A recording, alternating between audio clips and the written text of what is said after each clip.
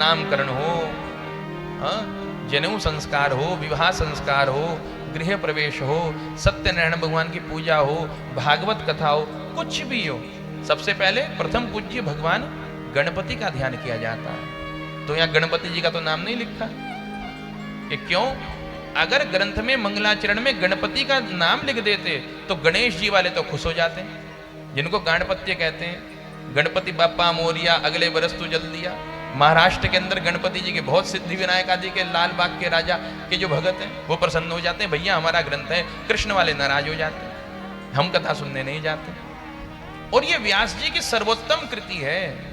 व्यास जी श्रीमद् भागवत को किसी धर्म से, किसी जाति से, किसी पंथ से जोड़ना नहीं चाहते थे।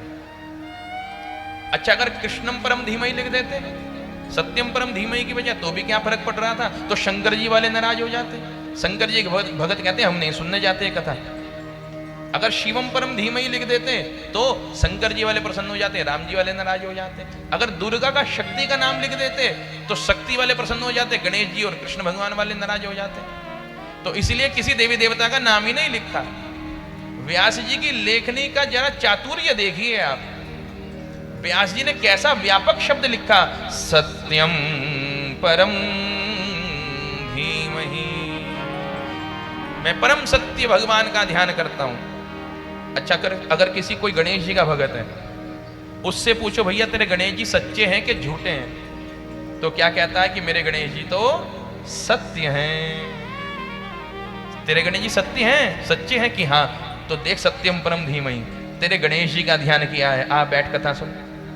अच्छा, कृष्ण भगवान, राम भगवान कैसे हैं, सच्चे की झूठे की? मर्यादा पुरुषोत्तम सत्य की, आजा कथा सुन। भोले बाबा का भगत है कि बता तेरे भोले बाबा सच्चे हैं कि झूठे?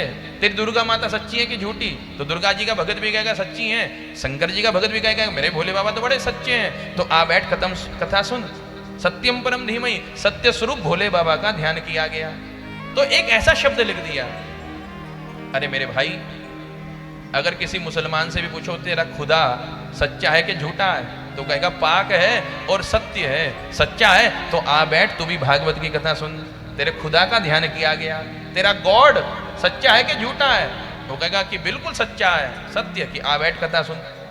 तो एक शब्द लगाने से इतनी व्यापकता हो गई कि ये ग्रंथ किसी एक मजहब, किसी एक पंथ, किसी एक धर्म, किसी एक जाति विशेष का नहीं रहा, ये सबका हो गया, ये यूनिवर्सल हो गया। इसलिए कहा कि सत्यम परम धीमहि। मंगलमय दूसरा श्लोक में अब कह रहे हैं, धर्मः प्रोज्झित कैत्रोत्र परमो निर्मत्सराणां सतां वेद्यं वास्तवमत्र वस्तु शिवदं तापत्रयोन्मूलनम्। श्रीमद् भागवते महामुनिकृते किं वा परैरीश्वरः सद्यो हृद्यवरुद्धते त्रिकृतिभिः शुश्रूषुभिस्तक्षणा। दूसरे श्लोक में कहा, धर्मः प्रोज्झित कैतव परमो धर्मः, अत्र कैतव परमो धर्मः। श्रीमद् भागवत जी हमको परम धर्म के विषय में बताता है। देखो मेरे भाई, आज तक हमने दो चीजें सुनी हैं। क्या? एक है धर्म और दूसरा है अधर्म।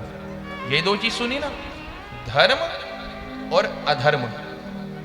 व्यास जी मंगलाचरण में कह रहे हैं, ना हम धर्म की बात करेंगे ग्रंथ में, ना हम अधर्म की बात करेंगे। कि फिर कहा कि परम धर्म। अब आप कहोगे गुरुजी परम धर्म क्या है? देखो मेरे भाई, पहले धर्म और अधर्म को समझो। गोस्वामी जी ने चौपाई में लिखा, परहित सरिस धर्म नहीं भाई। परहित सरिस धर्म नहीं भाई। परहित सरिस धर्म नहीं भाई। परहित सरिस सरिस धर्म नहीं भाई।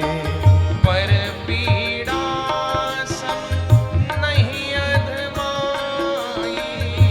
पर पीड़ा सम नहीं अधमाई। परहित सरिस धर्म नहीं भाई। परहित सरिस धर्म नहीं भाई। हाँ धर्म नहीं भाई। धर्म नहीं भाई। धर्म क्या है? परहित सरिस धर्म नहीं भाई। परहित, किसी दूसरे का हित कर दिया, इसके समान कोई धर्म नहीं। अपने घर में तो हर कोई मकान में कमरे बना रहा है, एक कमरा किसी धर्मशाला में बना दिया। अपने लिए तो सब भोजन कर रहे हैं, कभी गरीब व्यक्तियों के लिए भंडारा करवा दिया। अपने घर में सबने नल लगा रखे हैं, एक नल धर्मार्थ प्याऊ बाहर लगवा दिया, रहा चलते राहगीरों के लिए। परहित सरस धर्म नहीं भाई। अपने घर में तो हर कोई पंखा लगा रहा है, कूलर लगा रहा है, एसी लगा रहा है, एक पंखा गौशाला में लगवा दिया, धर्मशाला में लगवा दिया। परहित, दूसरे के लिए, किसी दूसरे के मन को सुखी कर दिया, ये परहित है। परहित सरिस धर्म नहीं भाई, इसके समान कोई धर्म नहीं। और परपीड़ासम नहीं अधिमाई, किसी दूसरे के दिल को दुखा दिया, इसके समान कोई अधर्म नहीं। किसी दूसरे के दिल को दुख पहुंचाया,